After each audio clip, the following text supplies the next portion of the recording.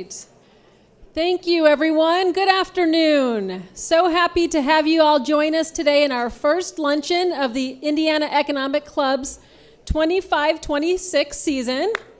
All right. And whether it's your first time joining us or whether you're a longtime supporter, we welcome you and encourage you to partake today through the questions that we'll have the opportunity to ask on many of the very important, leading, challenging, and opportunistic issues that we face today. I'm Melina Kennedy, and I'm the CEO of the Central Indiana Corporate Partnership, and also so pleased to be here today in the capacity of president of the Indiana Economic Club.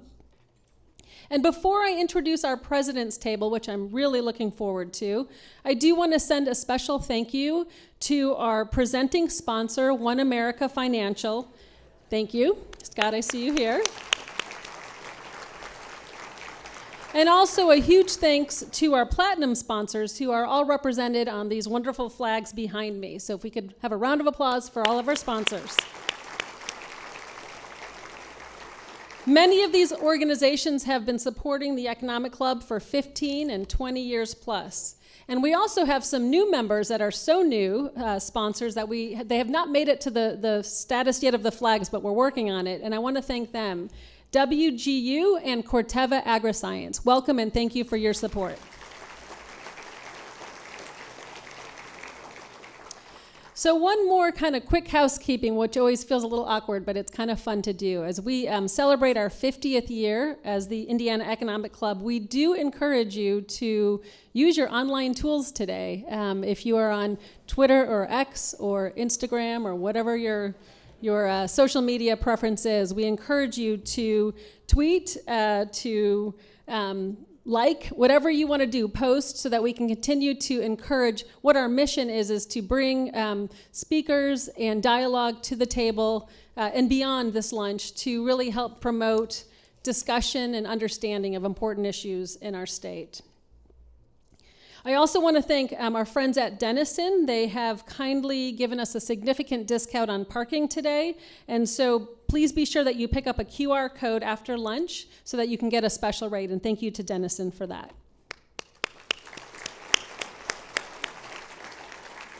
Okay, well now the fun opportunity to introduce our president's table, and I'd ask if you wouldn't mind standing as I introduced you.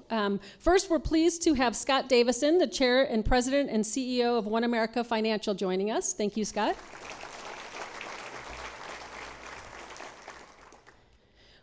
We also have Sean Shelby, the president and CEO of the Liberty Fund. The Liberty Fund, if you're not familiar, is an educational foundation with a mission of fostering ideas, encouraging discussion, and creating impact. And I want to thank the Liberty Fund and Nate Feldman, who I'll introduce next, for their support and sponsorship today. Thank you. Won't let you off that easy, Nate. I want to introduce you as well. You get to stand twice. He also serves in the capacity as the president and CEO of the IBJ Media. Thanks, Nate, for your support. We are also really pleased at our head table to have Ann White. She is the president of Lilly Neuroscience of the Eli Lilly Company, who has been a longtime platinum supporter with the Economic Club, so thanks for your support. And we also have Gail Boudreau. She is the CEO and president of Elevance Health, and we're pleased to have her with you today. This next introduction is not needed. Everyone knows him so well for his great leadership in many capacities, but you'll hear more after lunch. We do have with us a distinguished scholar and senior advisor, but also many other things, former governor, former president of Purdue, and many other things, Mitch Daniels.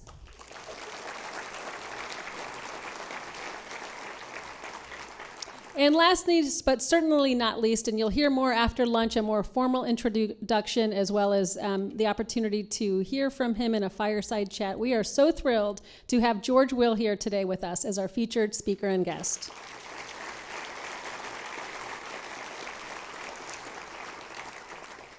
So on your table, there are white cards, and I do want you to note them because today we will have a fireside chat between Governor Daniels and George Will, where Governor Daniels will lead some questions, but we will take the opportunity to allow for questions from the audience. So please make sure that you take a look at those and have those handy so that we can have a really robust discussion and interaction. With that, I'd like you to enjoy your lunch. We'll take a break so you can mix and mingle and have a good lunch at your table, and then we'll be bringing the speakers back up at about 12:40. Thank you so much.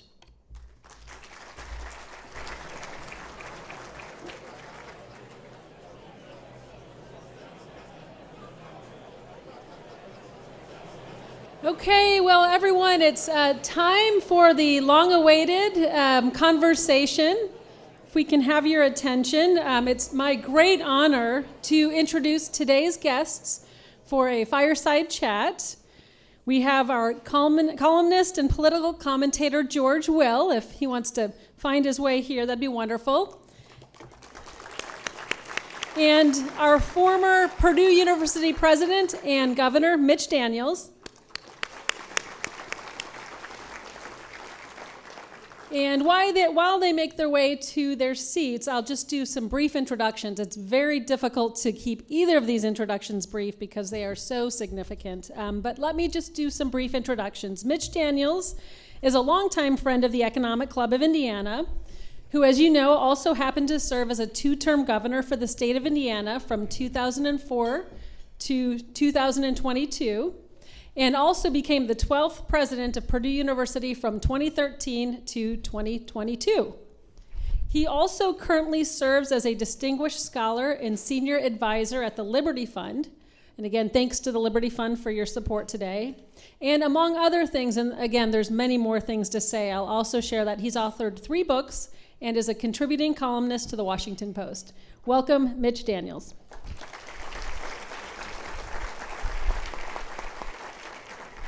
George Will, who also needs no introduction, but let me just share a few key things here, writes a twice-weekly column on politics and domestic and foreign affairs in the Washington Post, which he began in 1974. He received a Pulitzer Prize for commentary in 1977 and is a regular contributor to NewsNation. He's a prolific author with many books on political issues and a few, I think, about baseball. Maybe we'll hear a little bit about that. So without any further ado, once again, please join me in welcoming these esteemed guests for this engaging conversation.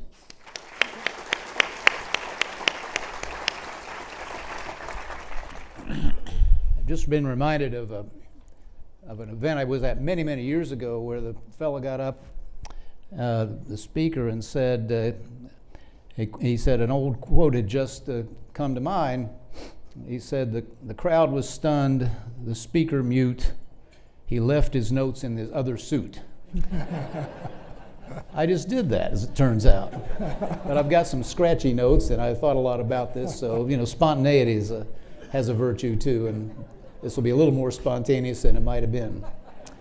George, thanks for being here. It's an honor at any crowd you grace, but this one I know is especially appreciative. This is an economic club, and so there are a lot of other things I know that the crowd would like to hear you talk about, but let's just start there. You've said recently that what bothers you most right now is not our divisions, it's our consensus. And I think you were talking about the stewardship of the federal fisc. Yes, my view is that the political class is less divided by ideology than it is united by class interests. And its class interest is in, and this goes from Elizabeth Warren on the left to Ted Cruz on the right, the sheer fun of being in Congress when you're spending $1 trillion deficits at every point in the business cycle, soon to be $2 trillion. The public likes it. They're getting $1 worth of government and charged 80 cents for it. The political class likes it because we are doing something decadent but fun. Decadent in the sense that we used to borrow money from future generations, that is debt, in order to provide things for the future generations. Winning wars, building tunnels, bridges, airports, etc. Now We're borrowing from the future in order to finance our own consumption of government goods and services. I just jotted something down before I came down here. We reached a $32 trillion national debt in June 23. 92 days later, it was 33 trillion. 105 days after that, 34 trillion. It's now 37, and by the end of this year, it'll be $38 trillion. Now, if you think this can be changed, you don't know Congress. And if you think this is going to turn out well, then I have some oceanfront property in Arizona I'd like to sell you. Everyone knows it can't go on. Everyone knows that former chairman of the Joint Chiefs of Staff, Mike Mullen, was right. When asked our principal national security threat, he didn't say China, he didn't say Russia, he said our deficit. Because sooner or later, people are going to say, you're buying submarines and you're cheating grandma. And therefore, we're not going to build submarines. In fact, we're not building submarines now as fast as Congress even has authorized. So yes, this is a frightening spectacle. And maybe a reflection on our maturity as a self-governing people, but we can ask you more about that a little bit. Well, look, the first rule of economics, and the Economics Club understands this, is scarcity. There's not enough money to satisfy all appetites. The first rule of politics is to ignore the first rule of economics. Because, which you can do, you can't do that if you're governor of Indiana because he didn't have a printing press. You can do it in Washington because they do have a printing press, and it's the only thing there that works well. We've seen a new phenomenon, I guess you'd call it economic phenomenon. It's not only that, it might be described as right-wing statism. The President of the United States, who is taking equity positions in companies, demanding percentage of royalty from others, even presuming to say who should be the CEO of this or that firm. What do you make of that? And is this something we can expect to be a long-term trend, or will we have a bad experience? Yes, well, both. Yeah. It'll be a long-term and we'll have a bad experience. There's no, to my mind, no mystery about what's going to happen we know what happens when you have high tariffs. We've been through this before with Smoot-Hawley and all the rest. U.S. Steel, under its new ownership, said the other day it wanted to close a plant in Gary, Indiana. The Secretary of Commerce called them up and says, no, you're not, because we have a golden share that was given to us as part of this. I've been in Washington for 55 years, and I've heard a lot of dumb things. I've never heard an argument as dumb as the argument against Nippon Steel being allowed to buy U.S. Steel. They said, well, jobs. Krispy Kreme has more employees, the donut people, than U.S. Steel has. They said, well, national security. U.S. Steel is the fourth largest steel company in the United States. And the Defense Department uses exactly 3% of the domestic produced steel. I mean, there was no sensible argument for this. Now, you said it's kind of state capitalism. That's an oxymoron. It's either capitalism, meaning markets allocating wealth, opportunity, or it's the state. The state now has a share of Intel. It has a share of a large mineral company. It has a share of U.S. Steel. And the Secretary of Commerce, Mr. Lutnick, says any defense contractor is essentially an arm of the government. That's his words. Therefore, they're going to essentially nationalize it. I think this is the most left-wing government we've ever had. If by left you mean the thorough permeation of society by politics and the government manipulating everything. On a related exercise of government power, what do you make of the FCC chairman presuming to dictate who should appear on television and what they should say? My next column, which will be online in 2 days, I say that the FCC chairman is usefully crude. That is, he was so crude in threatening the freedom of the networks and all that, that he's galvanized people against him. Now, I think the three networks were trying to get out from under the extraordinary cost and money-losing cost of an exhausted form, that is the late-night left-wing commentator. Colbert was losing CBS, what? $40 million a year. And so there's a sense in which Mr. Trump is a pretext here for business decisions they wanted to make anyway. But that said, and I have no brief for what has been happening on campuses for the last 30 years, but with the exception, of course, of Purdue. But you have to worry about the fact that you now have the federal government presuming to intervene in faculty hiring, curriculum decisions, and all the rest. This may be an inevitable consequence of a failure of leadership on campuses coast to coast, but it can't be welcomed. George, you're, I think, our premier analyst and chronicler of the judicial system and its appropriate role, or sometimes inappropriate. What are the chances that the Supreme Court steps in on the tariff decision, or perhaps others, and administers a tutorial, a useful tutorial to the American public about the separation of powers? It would be a tutorial, first of all, to Congress, which has passed these laws granting the executive vast discretion. Now, the president, citing a 50-year-old statute that does not contain the word tariffs, says that under this emergency, more about which in a moment, under this today's emergency, he has the right to impose any tariff on any country of any amount for any time that he chooses. Complete discretion. Now, a tariff is a tax, and therefore he's saying he has a right to tax the American people who pay this as consumers. Will the Supreme Court call the American people and their representatives in Congress back to the first enumerated power of Congress? Article 1, Section 8 of the Constitution is to impose tariffs and duties in regulating trade with foreign nations.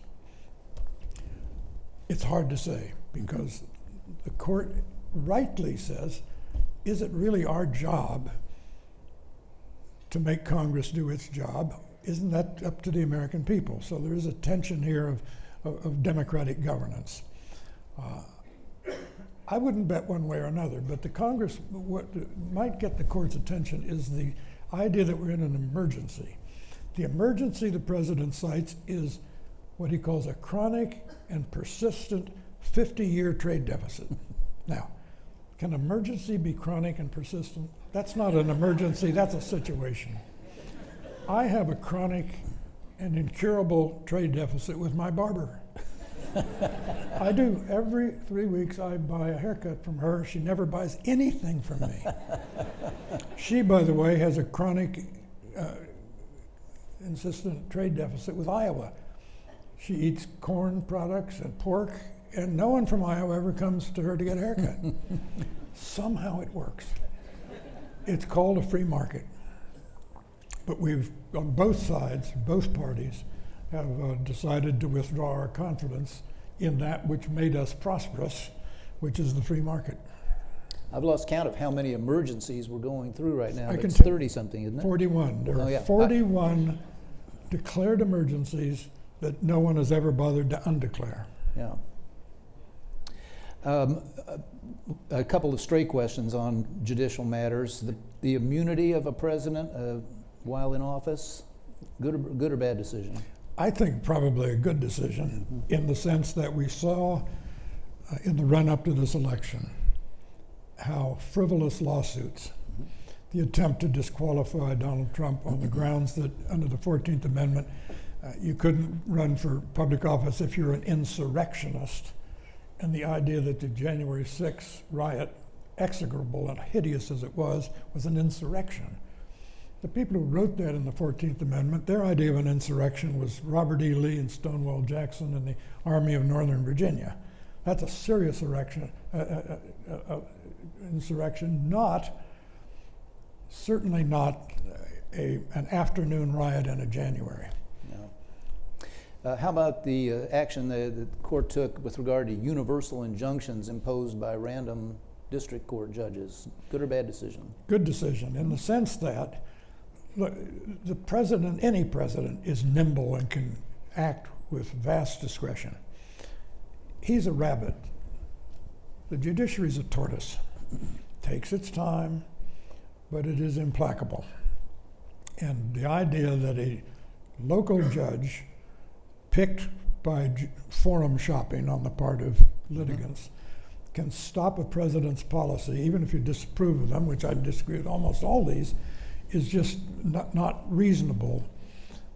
And people's bad journalism, there's a lot of that going around too. Bad journalism says, well, the Supreme Court is siding with Trump. No, the Supreme Court is siding against the local jurisdictions and will finally have its say, and in a lot of these, birthright citizenship, the tariffs, whether or not he can remove the chairman of the Federal Reserve Board and all the rest.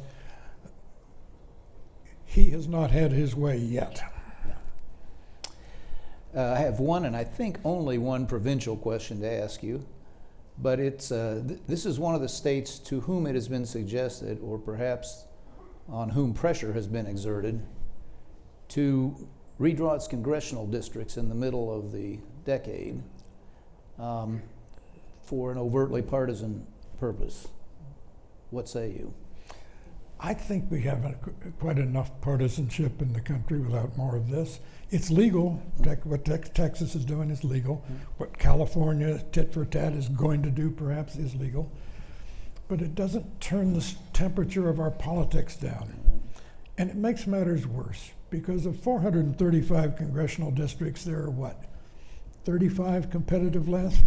That means in almost every congressional district, whoever holds the seat, a Democrat or Republican, it's in a safe seat, and all the incumbent has to fear is, if he's a Democrat, a primary challenge from the left, and if he's a Republican, it's a primary challenge from the right, which makes everyone drawn to the extremes and risk averse, and in this case what's risky is any collaboration with the other side. It guarantees a dysfunctional Congress. I was planning to ask you about our primary dominated politics that you just described. Have you seen or heard of a reform that would get us out of that fix? No. There are, at some point, Mitch, the American people got to step up. The American people, I think, the American people are described as angry. They're not angry. The MSNBC viewers are angry. The Fox viewers are angry. The CNN viewers, there are 8 of them. They're probably angry. But the vast majority of the American people are exhausted and embarrassed.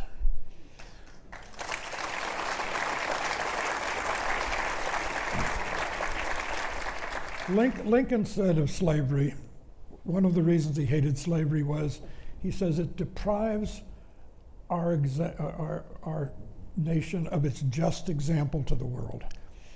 And right now that's what's going on. We are not the example to the world that we used to be, and it could be again.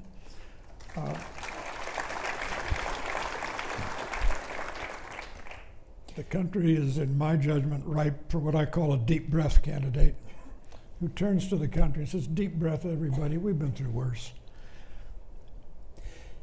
Go back and read a book on the 1850s, when we were coming apart as a country, arguing about whether one group of human beings could own another group of human beings. A big stake. Today we're arguing about pronouns, for Pete's sake. This is not serious. There's a kind of fury for its own sake. There are a large number of Americans who, I'm convinced, don't feel alive unless they're furious. Long ago, and I'm 84, so I'm old enough to remember, there was a show called Fibber, McGee, and Molly on the radio.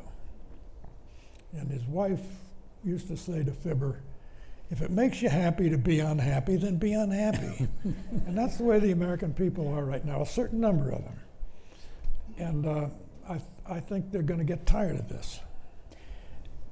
Typically, you've anticipated a question that I was going to ask you. I want to pursue that just a step further. I brought two quotes that take very different positions on the point you just made.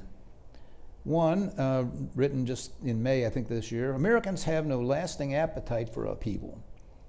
Ordinary citizens will soon want Washington to become a quieter and more boring place so they can start focusing on their traditional priorities of enterprise and family. That sounds like your, at least, hope, if not expectation. Yes.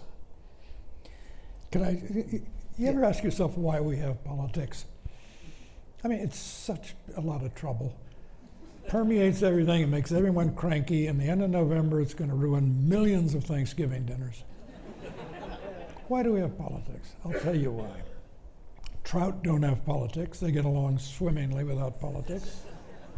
Ants and beaver collaborate together in building anthills and dams, but we don't talk about the politics of ants and the politics of beaver. Bees have a hierarchy. They have queens and drones and an apiary. We don't talk about the politics of beaver. Human beings alone have politics because they alone are, as Aristotle said, language-using people. We have politics because we are A, opinionated, and B, egotistical. We think our opinions are better than others. Therefore, the first job of politics is to keep the peace among people who are opinionated and egotistical. Some people say, well, that's a banal, unexalted, unambitious role for politics. I say 3 cheers for boring politics. Simmer down, everybody. And if you want to lower the temperature of politics, lower the stakes. We have government now that says, we hate your car, your shower is a disgrace, your stove is cooking the planet, you're using the wrong pronouns, and people are finally saying, get out of our face. You've become annoying. It's not tyranny we have to fear, it's annoyingness. Yuval Levin have suggested that my hero, I think maybe yours, James Madison, had the answer way back when. I think you were just basically explicating it, but that if we would return to more fidelity to the Constitution, we would begin to settle our differences more peacefully and reasonably. How does that happen, though, appealing as it is? Well, conservatives, of which I am one, maybe the last one, you and I, of traditional conservatism, are asked what we want to conserve, and the answer is we want to conserve the American founding. What made Madison's revolution in democratic theory was this. Hitherto, prior to Madison, whoever thought democracy would work, and there weren't that many, said it would only work in a small, face-to-face society like Pericles' Athens. You could walk across it in a day because, they said, the enemy of democracy is factions. And if you have a small, homogeneous community, you don't have factions. Madison said that's exactly wrong. We have and ought to have an extensive republic. And what will save us is the saving multiplicity of factions. Multiply the space you have and have the government protect, as he said, the different and unequal capacities of acquiring property, that is factions, and you will have factions nullifying each other. The catechism of the founders was this: what is the worst outcome of politics? Tyranny. To what form of tyranny is a democracy prey? Tyranny of the majority. Answer: don't have stable tyrannical majorities. If you have enough factions, the majorities will be evanescent, unstable, and not lasting long enough to be oppressive. Hence the genius of Madison. Some see the current risk, not from an excess of democracy, but from its opposite, or autocracy. And as you pointed out, Congress has, at least for now, in too many cases, defaulted on its prerogatives. So if the court, let's say, were to restore prerogatives to Congress, I guess my question to you is, great in theory, but this Congress? That's the problem. What the court has said is, under the major questions doctrine, they've said the executive cannot re-regulate the entire power grid unless Congress has said so. Mm-hmm. So under major questions doctrine, the executive branch agencies can only act if they have been specifically authorized with a clear principle by the Congress. What Congress will do about that, I don't know. Congress is 535 people, treating Congress as the largest green room in cable television. All they want to do is go across North Capitol Street and get on Fox and MSNBC and CNN. If we weren't already, and we were deeply concerned, many of us, about the level, the nature of public discourse in the country, the last 10 days or 2 weeks have reminded us why we should be. Here, I want to ask, are we dealing with a pendulum or a ratchet? Has the level of discourse been so thoroughly debased that we can't recover it? Or will this be something in which the public starts demanding not just greater civility, but greater seriousness in the conversations that are conducted? I don't know the answer to that. One thing conservatives used to insist upon was the importance of character. Mm-hmm. Now, just one example. The coarsening of a culture is hard to reverse once certain things become acceptable. I think Harry Truman once referred to someone as a son of a bitch, and his wife, Bess, got furious with him and upbraided him in public. Well, the other day, the president, acting as judge, jury, and prosecutor, sent planes to blow up a boat carrying drugs, he said, piloted by narco-terrorists, he said. Whatever, let's leave aside the details. Someone on social media said, looks like a war crime to me. The vice president of the United States responding, I don't know why people do this, responding to that person on social media, said, you can call them whatever you want, I don't give a shit. Now, pardon my language, but that's the way we now talk in public life. And we'll continue to do so until there's a recoil. Now, your question is, have we lost the capacity to recoil? Mm-hmm. Have we now become used to this kind of coarseness? And I'm pessimistic. Mm-hmm. I think that once standards fall, some people say, well, standards are out of date. That's why they're called standards. They're always out of date. And it's a very much an open question as to whether or not the American people have lost their capacity for revulsion. Again, you've anticipated a question. Character was once, and not that long ago, deemed to be an essential, sort of a price of entry, at least to the highest of offices. One of your great books, now some time ago, was called Statecraft as Soulcraft.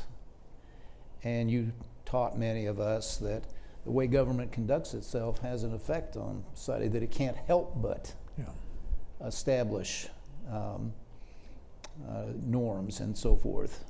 What kind of moral opinions, as you talked about in that book, are we establishing now, and can we find a different direction? We're tearing them down, and what it takes centuries to evolve can be squandered in a generation. Universities are an example. The great universities of the world, particularly in the United States, where we have most of them, evolved through 800 years of political and ecclesiastical thickets to become self-sustaining and self-governing. And we've kicked away, in many cases, 800 years of legacy in 20 years. And you can't, it's hard to rebuild. And it's hard now to turn, I mean, we have people in high office behaving in a way that we would not allow our children to behave. Fred Allen, a great comedian long ago, said when television was new, he says, television's wonderful. It allows you to have in your living room people you wouldn't have in your living room. And I do get the feeling, I mean, things are now said in public, on social media, by senior officials that used to shock, and they have lost the capacity to shock, and that is shocking. I want to thank the audience for a number of questions, and we will try to get to as many as time permits. Here's a rather plaintive appeal from that I'm sure is somewhat widely shared here. Where can a traditional conservative find a home today? I don't know. If you figure it out, send me an email. Traditional conservatism will survive because it's true. That is, let's take free trade and globalization. Obviously, free trade has casualties, but my goodness. I was thinking the other day, the greatest thing in the history of the human race for eliminating pain and spreading pleasure. I know what the second is, probably the conquest of smallpox. Unquestionably, the greatest thing for reducing pain and increasing pleasure in the human race is free trade, which coincides, there's essentially no economic growth between Julius Caesar and the Dutch Republic. And then the British under it was a steam engine of what? And then growth goes like this.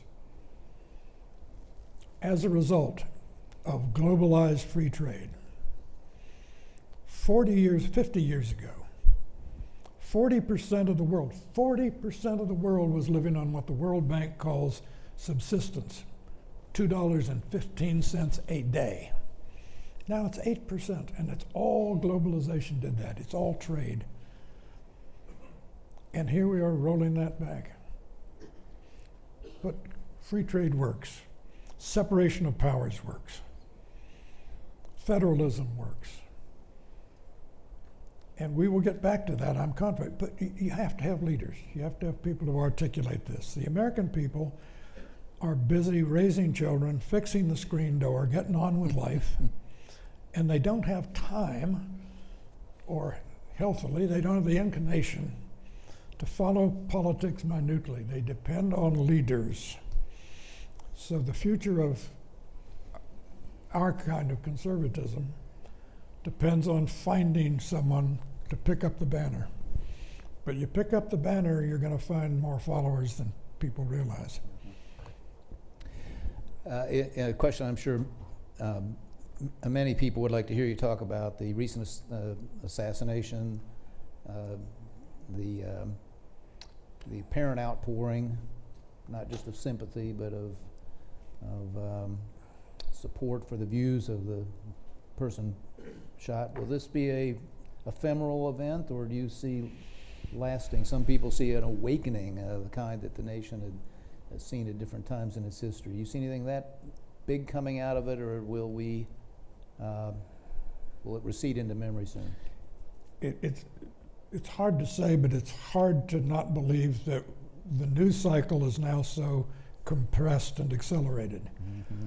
That 2 weeks from now there'll be other furies and other obsessions. This is one of the deleterious consequences of social media and cable television, is that the acceleration of events tends to blur everything and rub the edges off everything. And there's always going to be a new fury, because we wear out our excuses for fury. I would like to think that social media will now be approached more gingerly by people. Mm-hmm. The anonymity and the swiftness, the speed with which morons, and there are a lot of them out there, can disseminate their stupid or vicious views is intoxicating. and it is intoxicating for people who follow this. I don't know how to tweet. I gather we don't call it tweet anymore, but I'm told I have a Facebook page. I've never seen it and wouldn't know how to find it. I mean, Bravo. I'm just not interested in that. But a lot of people are. You know, there's 340 million people in this country, and a few of them are stark raving mad, and some of them aren't very nice. And it doesn't take very many among 340 million to set a tone that gives a very misleading picture of the world. 80% of Americans have never tweeted or X'd or whatever we call it. They just don't. They're busy raising children. And maybe that's the answer. Get all these enraged people to have children. They'll be too busy to. It'd be especially helpful if the companies who promote these platforms, who create these platforms, if their interests weren't aligned with those of the people who want to hear themselves talk and say outrageous things. Yep. Yeah. Is there a chance that enough people, at least some vanguard of young parents, I'm thinking of in particular, have now seen the damage that this does, not just societally, but individually to young children, that we will get some recoil from this? I say this as a hopeful grandfather. We're getting it in the move all across the country to ban smartphones in schools. Yeah. One thing, but make an enormous difference in school. And it makes the children happier. Yeah. The children, if you read Jonathan Haidt and these others, these wonderful books, these children are not happy losing themselves in the ether and in the digital universe. So there are self-correcting mechanisms underway. Someone writes, I regularly read your columns not because I usually agree with you, but because you always make me think. Who are the liberal or progressive columnists and commentators you would recommend conservatives read? I like Bill Galston, who writes it, who's a veteran Democratic operative, and he's with the Brookings Institution, writes in the Wall Street Journal on, I guess, Fridays.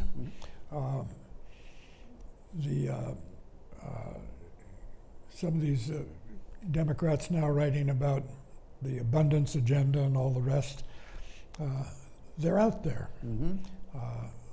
I mean, they understand that the Democrats' problem is that they're talking about things that normal people are not talking about. Yeah. Again, there's a strong recuperative capacity in a free society, and a strong recuperative capacity in our two-party systems. They've lasted as long as they have. I mean, they have framed our presidential politics since the presidential election of 1856. That's a remarkable kind of durability. And they don't commit suicide. They're trying right now, but they're not going to succeed, because I think the self-corrective mechanisms will take over. Here's a question which starts with about the proliferation of gambling culture in the country. Now, the questioner is interested particularly in the sports context, and I think that I am too, but first talk about it in a more general way, if you will. The rather sudden explosion of an acceptance of gambling all over society. Is that something that we should feel is a matter of simply of freedom, or is this harmful to the national character? It may be both, in the sense that most people can drink alcohol without a problem. Most people can gamble without becoming compulsive gamblers. There are, however, huge casualties from alcohol, substance abuse generally, and from gambling. This all started with a Supreme Court decision about 6 years ago, which said that state laws are not valid that ban sports gambling. What that did was said this is a new realm of freedom for Americans.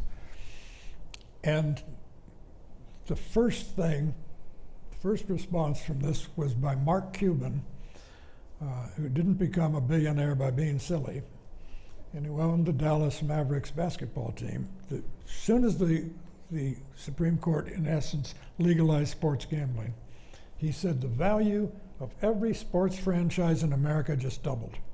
Because, he said, this will change the way fans engage with their sports.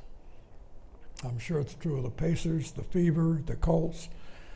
It's universal. People sit with their smartphones and they can make what are called prop bets. That is, they can bet whether there'll be a double play in the next inning, whether there'll be an interception in the next quarter. And it does change the engagement of the fans. Whether that is healthy or not, that ship has sailed. Yeah. And again, modern life gives us lots of occasions to be free and therefore to abuse our freedom. And as Edmund Burke said, before we congratulate people on their freedom, we should look at the use they make of it. And there's going to be a lot of casualties from legalized gambling, and a lot of fun. People are going to enjoy it. Americans have been gambling. They used to gamble about which raindrop would come down the isinglass curtain on a carriage fastest. I mean, Americans are risk takers. To get in a boat to cross the Atlantic Ocean with 35 cents in your pocket is a gamble. This country was made by gamblers. My Syrian grandfather, I might not be here if my Syrian grandfather hadn't run a successful numbers racket in Monessen, Pennsylvania. Well, good for you. I mean, we are the descendants of people who walked through Indian country to Oregon. And you think gambling's new in America? I don't think so.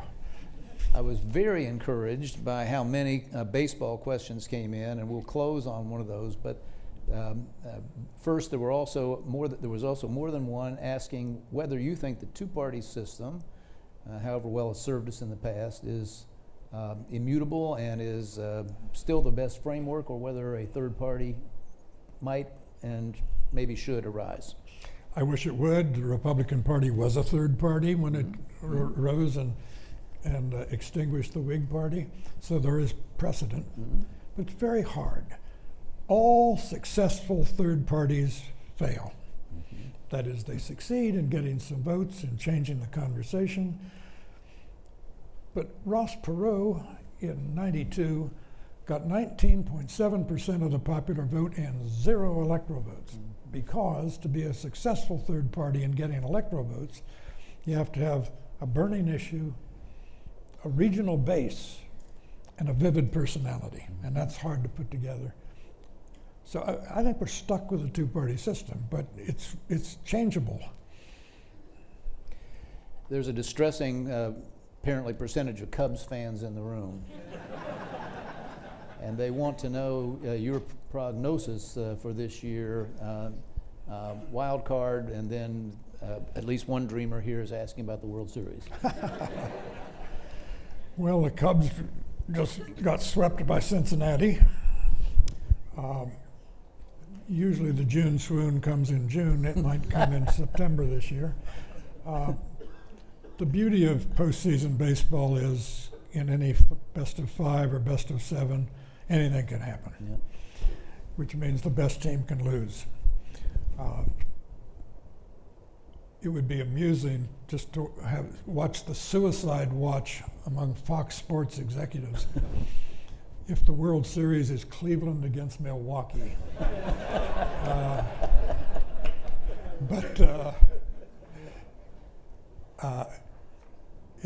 As Billy Bean, who's a good friend of mine, said, postseason's a crapshoot. Someone gets hot and all hell breaks loose, which again is part of the charm. I'd like to see the Cubs do it, but it's been well said that Cubs fans are 99% scar tissue. Our slogan used to be, any team can have a bad century. I grew up in Champaign, midway between Chicago and St. Louis. And at an age too young to make life-shaping decisions, I chose to be a Cub fan rather than a Cardinal fan. All my friends grew up cheerful and liberal. I became a gloomy conservative.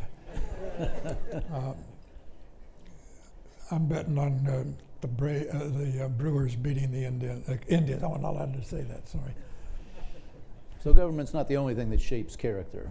That's true. You know, on the sports, and then I'll let these people go. People say, what do we do about when you have a president who's got opinions about everything? Because he says, get rid of Kimmel, Kimmel disappears, get rid of Colbert disappears. Last July, the president said, immediately the Washington Commanders should go back to being the Redskins, and the Cleveland Guardians should immediately go back to being the Cleveland Indians. You know what happened? Nothing. They ignored him. Imagine that. Some institutions really are resilient. Right. I have just one. I know I'm. No. Let me. When they decided that the Redskins name had to go and they needed a new one, my column is always public-spirited and helpful. So I said they ought to be called the Washington Continuing Resolutions.